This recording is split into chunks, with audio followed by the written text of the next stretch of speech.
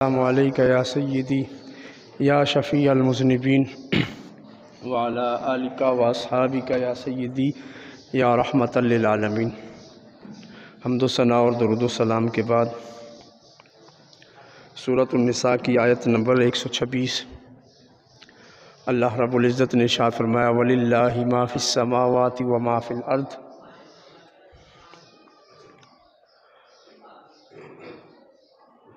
اور اللہ ہی کے لیے ہے جو کچھ آسمانوں میں ہے، وما فی الارض، اور جو کچھ زمین میں ہے۔ وکان اللہ بکل شیء محیطا، اور اللہ ہر چیز کو مکمل طور پر جانتا ہے اور ہر چیز پر مکمل اختیار رکھتا ہے۔ اس آیت میں ایک سوال کا جواب دیا گیا۔ گزشتہ آیت میں اللہ رب العزت نے فرمایا کہ میں نے ابراہیم علیہ السلام کو اپنا دوست بنایا، میں نے ابراہیم کو خلیل بنایا۔ وَاتَّخَذَ اللَّهُ إِبْرَاهِيمَ خَلِيلًا، ابراہیم کو میں نے اپنا دوست بنایا۔ اب یہاں پر اس دوستی پر دو سوال اٹھتے ہیں۔ ایک یہ کہ دوست بنانے میں کوئی غرض ہوتی ہے، لالچ ہوتی ہے، محتاجی ہوتی ہے۔ بندہ کسی کو دوست بناتا ہے، کسی کو اپنا محبوب بناتا ہے، یار بناتا ہے، رازدار بناتا ہے، تو بندے کو اس سے کچھ طمع یا لالچ ہوتی ہے، دنیاوی غرض ہوتی ہے، کوئی فائدہ اٹھانا چاہتا ہے اس سے۔ تو اللہ تعالیٰ تو بے نیاز ہے، تو پھر اللہ نے بے نیاز ہو کر دوستی اور خلت کیوں اختیار فرمائی ابراہیم علیہ السلام کی؟ اور دوسرا سوال یہ پیدا ہوتا ہے کہ جس طرح ابراہیم علیہ السلام نے مشکلات دیکھی ہیں، اسی طرح دیگر نبیوں نے بھی مشکلات دیکھی، تو اللہ تعالیٰ نے دیگر نبیوں کو خلیل نہیں بنایا، ابراہیم علیہ السلام کو ہی خلیل کیوں بنایا؟ یہ دو سوال پیدا ہوتے ہیں، تو ان کا اللہ تعالیٰ اس آیت میں جواب دیتا ہے۔ اس آیت میں اللہ تعالیٰ جواب عنایت فرماتا ہے وَلِلَّهِ، کہ یہ ذہن میں رکھو اللہ ہی کے لیے ہے، اللہ ہی کا ہے، اللہ کی ملکیت میں ہے۔ ما فی السماوات، جو کچھ آسمانوں میں ہے، وما فی الارض، اور جتنا سارا زمین میں ہے، ان سب کا مالک اللہ ہے، اللہ سب کا مالک ہے۔ ابراہیم علیہ السلام کا بھی وہ مالک ہے۔ تو مالک کو اپنی مملوکہ چیز میں کوئی طمع یا لالچ نہیں ہوتی، بلکہ وہ مالک ہوتا ہے، اس کی ملکیت ہوتی ہے، وہ جیسے چاہے اپنی ملکیت میں تصرف کر لے۔ تو ابراہیم علیہ السلام کو اللہ نے اپنا خلیل اور دوست بنایا ہے، تو یہ ذہن میں رکھو کہ ابراہیم علیہ السلام تو ابراہیم ہیں، ان کے سوا بھی جتنی طاقتیں، قوتیں، اللہ کی عبادت کرنے والی مخلوقات ہیں، وہ سب کی سب اللہ کی ملکیت ہیں، سب اللہ کے ہیں۔ سب کا مالک اور خالق اللہ ہے، چھوٹا ہے، بڑا ہے، توانا ہے، ضعیف ہے، کمزور ہے، مضبوط ہے، سب اللہ کی ملکیت ہے، اللہ سب کا مالک ہے۔ مخلوق کا اور خالق کا رشتہ ملکیت کا ہے کہ اللہ مالک ہے اور مخلوق اس کی مملوک ہے۔ مخلوق اس کی محتاج ہے، وہ خالق کسی کا محتاج نہیں ہے۔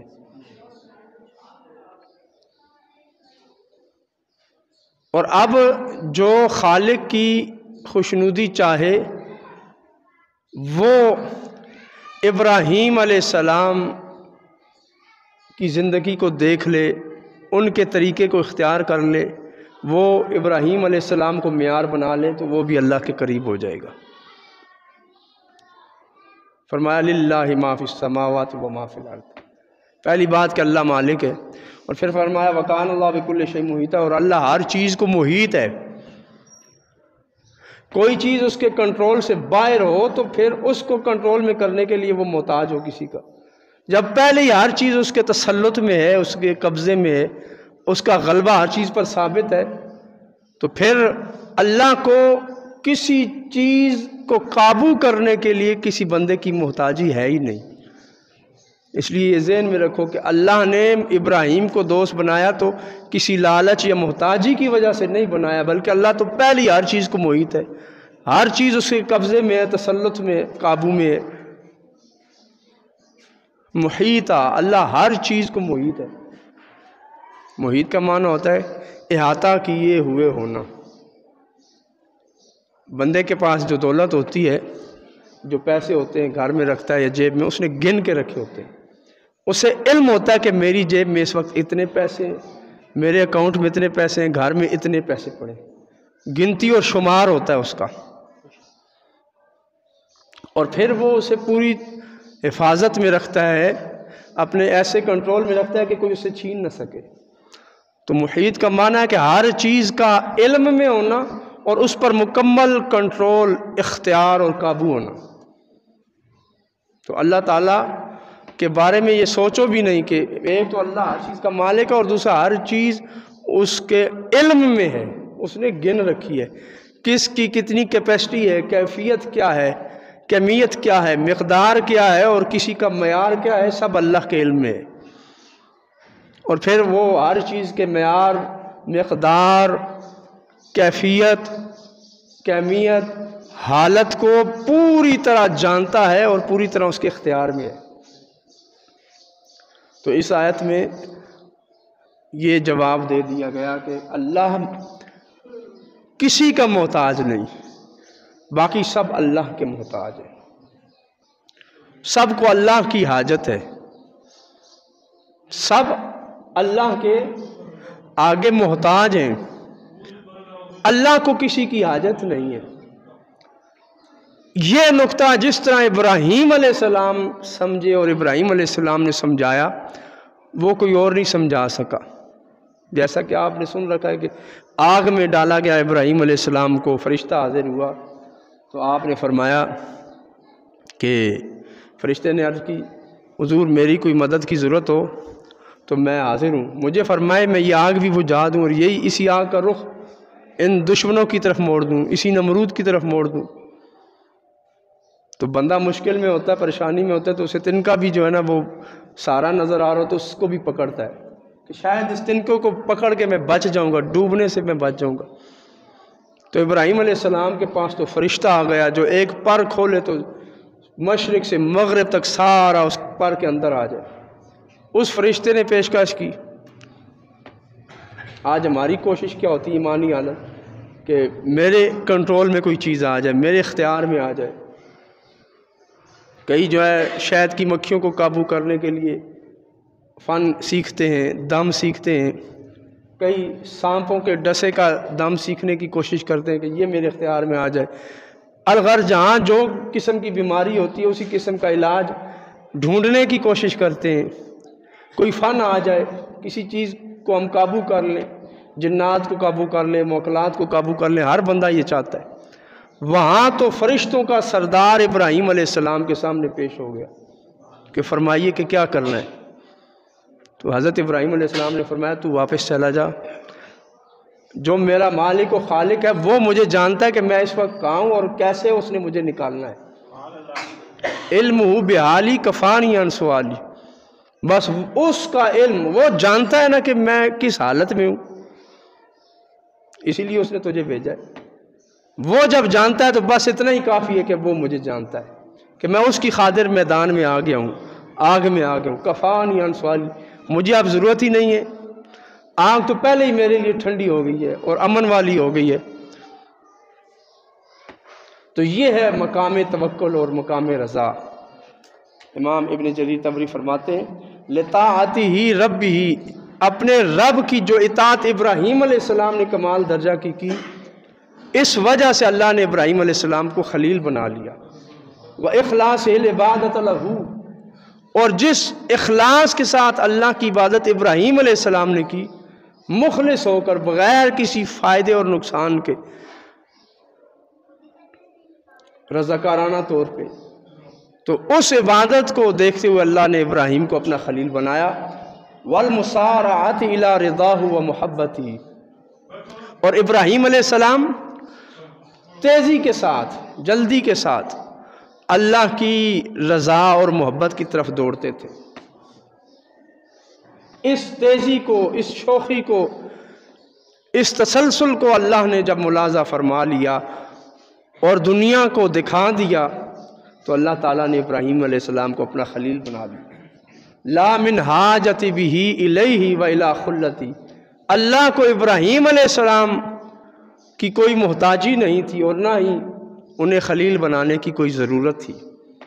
اللہ کے پیش نظر کوئی ضرورت اور احتیاج نہیں تھی، بلکہ اللہ نے انعام کے طور پہ ابراہیم علیہ السلام کو اپنا خلیل بنایا، اور اس لیے بنایا کہ ابراہیم علیہ السلام ہر امتحان میں سرخرو ہو گئے تھے، ہر امتحان میں کامیاب ہوئے، کسی بھی مقام پر آپ کے قدم ڈگمگائے نہیں، آپ پیچھے نہیں ہٹے۔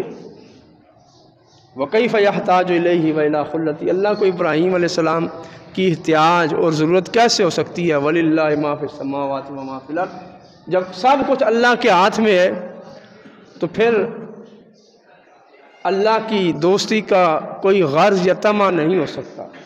اللہ کی دوستی لالچ سے پاک ہے، بلکہ اللہ کی جو دوستی ہے اور اللہ کی جو محبت ہے وہ بندے کو حاصل اس لیے ہوئی ہے کہ بندے نے اپنے آپ کو ثابت کیا ہے۔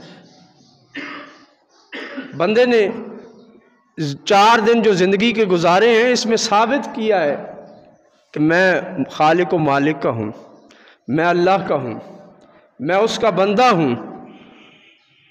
ہر قسم کے طوفانوں سے ٹکرا کر، ہر قسم کی مصیبت کو گلے لگا کر، ہر قسم کی مشکل میں پھنس کر اللہ تعالیٰ سے وہ رخ کبھی نہیں موڑا، ہمیشہ ان کا مقصود اور مطلوب اللہ رہا ہے۔ اس وجہ سے اللہ نے ابراہیم علیہ السلام کو اپنا خلیل بنا لیا۔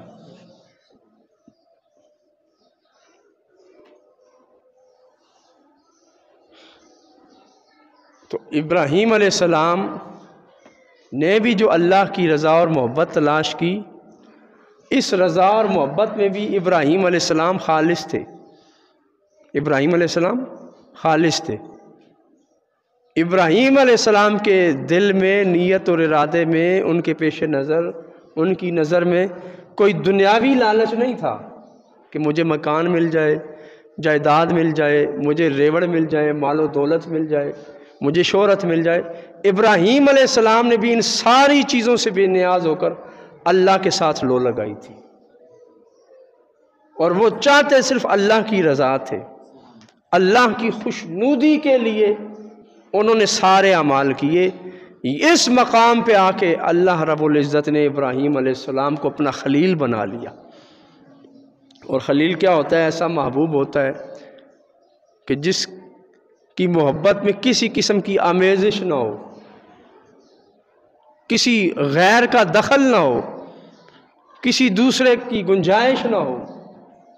حضرت سیدنا خلیل اللہ ابراہیم علیہ السلام نے اپنی کوشش کو پاک صاف کر کے اللہ کی بارگاہ میں پیش کیا، اپنے کردار کو، اپنے اعمال کو فقط اللہ کے لیے انجام دیا۔ عبادت اللہ کے لیے کی جائے اور اللہ ہی کے لیے کی جائے۔ آج ہم نماز حاجت پڑھتے ہیں، نماز حاجت کا مطمع نظر کیا ہوتا ہے کہ کوئی حاجت ہم نے پوری کروانی ہوتی ہے اللہ سے، ہم وہ حاجت لے کے رب کی بارگاہ میں جاتے ہیں کہ یہ میرا کام ہو جائے۔ استخارہ کرتے ہیں، نماز حاجت پڑھتے ہیں، نماز استحباب پڑھتے ہیں، نماز تسخیر پڑھی جاتی ہے، مختلف اعمال کیے جاتے ہیں۔ کس لیے؟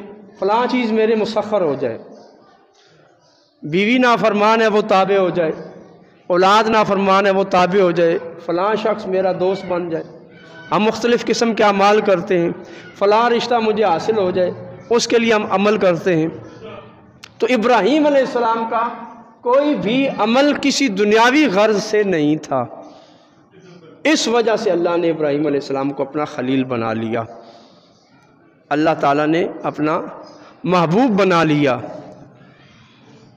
اور حضرت ابراہیم خلیل اللہ علیہ السلام کی اس محبت کا اظہار اللہ نے فرمایا، اور اس محبت کے اظہار میں یہ اشارہ دیا، کیونکہ یہود و نصارہ کہہ رہے تھے ہم ابراہیم کے پیروکار ہیں، اللہ تعالیٰ نے کہا نہیں، امت محمدیہ حضرت ابراہیم علیہ السلام کی پیروکار ہے۔ انہوں نے محبت ابراہیمی کے دعویٰ کی، اللہ نے فرمایا کہ اصل تو ہے وَاتَّبَعَ مِلَّةَ ابراہیم حنیفا، جو ابراہیم علیہ السلام کے عقیدے کی پیروی کرے، ان کی طرح توحید پر کار بند ہو، تو وہ صرف امت محمدیہ ہے۔ تو جب امت محمدیہ ابراہیم علیہ السلام کی وارث قرار پا گئی تو اس میں یہ اشارہ دے دیا کہ ابراہیم علیہ السلام کو سب سے بڑھ کر محبت دینے والی، ان کی اتباع کرنے والی امت محمدیہ ہے۔ تو یہ ذہن میں رکھ لو، اگر یہ امت محمدیہ ابراہیم علیہ السلام سے نسبت کی وجہ سے اتنی رب کو محبوب ہو گئی ہے، تو اس کا نبی جو ہے وہ کتنا محبوب ہوگا۔ یہ اشارہ دینا مقصد تھا کہ اللہ نے ابراہیم علیہ السلام کو خلیل بنایا ہے۔ صحابہ کرام رضوان اللہ تعالی علیہم اجمعین تشریف فرما تھے، گزشتہ نبیوں کی باتیں چھڑ رہی تھی۔ صحابہ کہہ رہے تھے اللہ تعالیٰ نے آدم علیہ السلام کو یہ مقام دیا ہے، موسیٰ علیہ السلام کو کلیم اللہ بنایا ہے، عیسیٰ علیہ السلام کو روح اللہ بنایا ہے، ابراہیم علیہ السلام خلیل اللہ تھے۔ تو نبی کریم علیہ السلام تمام صحابہ کی گفتگو سن کے اپنے حجرہ مبارکہ سے باہر تشریف لائے، اور حضور نے فرمایا کہ اللہ تعالیٰ نے بے شک عیسیٰ علیہ السلام کو روح اللہ بنایا، موسیٰ علیہ السلام کو نجی اللہ بنایا، کسی کو اللہ نے کلیم اللہ بنایا، ابراہیم کو اللہ نے خلیل اللہ بنایا۔ الا وانا حبیب اللہ ولا فخر، اے میرے صحابہ سارے نبیوں کی شان مسلم ہے، لیکن اللہ نے مجھے حبیب اللہ بنایا ہے۔ وہ کلیم اللہ تھے، روح اللہ تھے، نجی اللہ تھے، صفی اللہ تھے، خلیل اللہ تھے، اور اب اللہ نے حبیب اللہ کو تمہارے درمیان بھیج دیا۔ اور حبیب اللہ کا مقام حضور نے پھر خود ہی ارشاد فرمایا کہ تمام کلیم اللہ، خلیل اللہ، نجی اللہ، صفی اللہ، روح اللہ، یہ سارے میدان معاشر میں ہوں گے، یہ سب خاموش ہوں گے، اور جو حبیب اللہ ہے، اللہ کا محبوب ہے، وہ اللہ کے سامنے خطاب کر رہا ہوگا۔ حضور نے فرمایا انا خطیب الانبیاء ولا فخر، قیامت کے دن نبیوں کی طرف سے بولنے کا اختیار صرف مجھے حاصل ہوگا۔ تو اس حیثیت میں نبی کریم صلی اللہ علیہ وآلہ وسلم سارے نبیوں سے افضل ہیں، کہ سب نبیوں سے اعلیٰ اور عرفہ مرتبہ اللہ کی بارگاہ میں نبی کریم علیہ السلام کا ہے۔ حضور علیہ السلام سب سے آگے ہوں گے۔ حضور نے فرمایا انا امام الانبیاء، میں نبیوں کا امام ہوں، سارے نبی جتنے گزرے، اور شب معراج حضور نے سارے نبیوں کی امامت کر کے اس مقام کو ثابت کر دیا۔ یہ نبی علیہ السلام کا مقام ہے کہ باقی نبیوں کے مقام عرفہ والا ہیں، لیکن ہمارے نبی صلی اللہ علیہ وآلہ وسلم اس حیثیت میں سب نبیوں سے بھی افضل اور اعلیٰ ہیں۔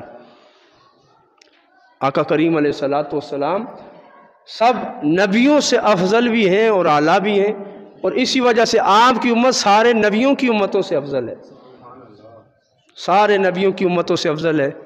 گزشتہ جتنی امتیں گزری ان میں جتنے ولی تھے، صاحب کرامت بزرگ تھے، ان سب ولیوں میں اس امت محمدیہ کے ولی افضل ہیں۔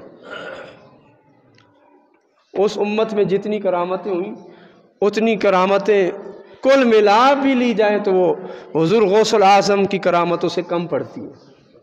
اس امت محمدیہ کے ولیوں کو اللہ نے ولایت تامہ عطا فرما دی۔ تو اللہ تعالیٰ دینے والا ہے، مقامات عطا فرمانے والا ہے۔ سارے نبی اپنی اپنی جگہ درست تھے، لیکن ان نبیوں کی شانوں میں کمال یہ تھا کہ ان نبیوں نے اپنے آپ کو اللہ کا ہی محتاج بنا کے رکھا ہے، اور باقی سب سے انہوں نے بے نیازی اختیار کی ہے، بے پرواہی اختیار کی ہے۔ اس لیے للہ، جب سب کچھ اللہ کا ہے تو پھر اللہ کے ہو جاؤ۔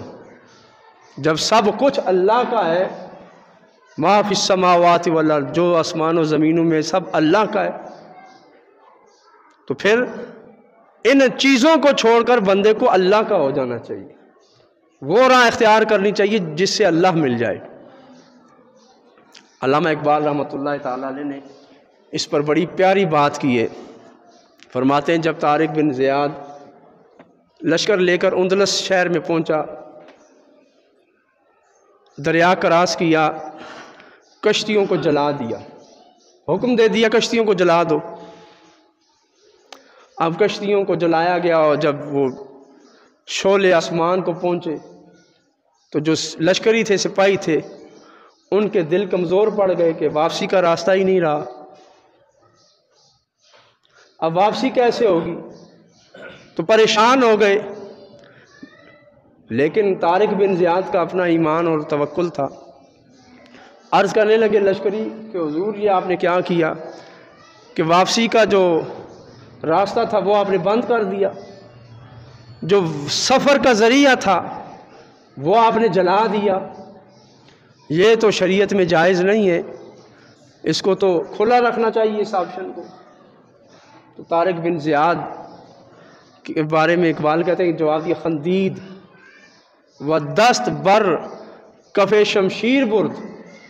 حضرت طارق بن زیاد مسکرائے اور اپنا ہاتھ تلوار کی نیا میں ڈال کے تلوار باہر نکالی اور کہا ہر ملک ملک ماست کے ملک خدائے ماست، کہ ہر ملک میرا ہے کیونکہ ہر ملک میرے خدا کا ہے۔ ساری زمین جب میرے خدا کی ہے تو یہ اندلس شہر بھی میرا ہے، اب ہم یہیں رہیں گے، اب واپسی کا کوئی راستہ نہیں ہے۔